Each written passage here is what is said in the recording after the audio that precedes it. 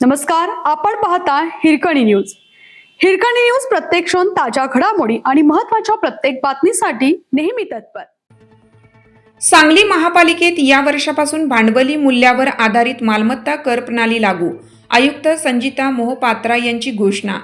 चालू वर्षापासून महापालिकेकडून भांडवली मूल्यावर आधारित मालमत्ता कर प्रणाली लागू करण्यात येत असून ही प्रणाली अधिक न्याय, पारदर्शी व सुलभ असेल असे आयुक्त संजिता मोहपात्रा यांनी बुधवारी पत्रकार बैठकीत सांगितले.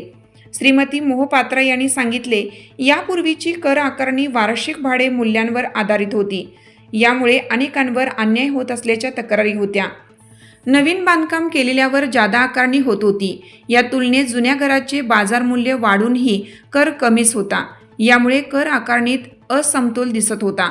नवीन भाडे मूल्यावर आधारित मालमत्ता कर आकारणीमुळे ही तफावत दूर होणार आहे.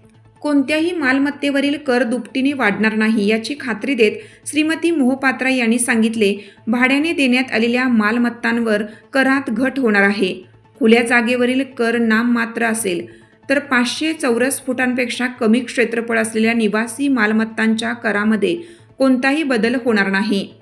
भांडवली मूल्य प्रणालीचा अर्थ सांगताना आयुक्तांनी सांगितले, बाजार मूल्य दर, मालमत्तेचा वापर, इमारतीचे स्वरूप व प्रकार, इमारतीचे वय आणि बांधकाम क्षेत्रफळ याचा विचार करून सुसंगत वैज्ञानिक पद्धतीने मालमत्तेचे भांडवली मूल्य निश्चित करणे होय. नवी प्रणाली समन्यायी, पारदर्शक व सुटसुटीत असल्याचा दावाही त्यांनी यावेळी केला.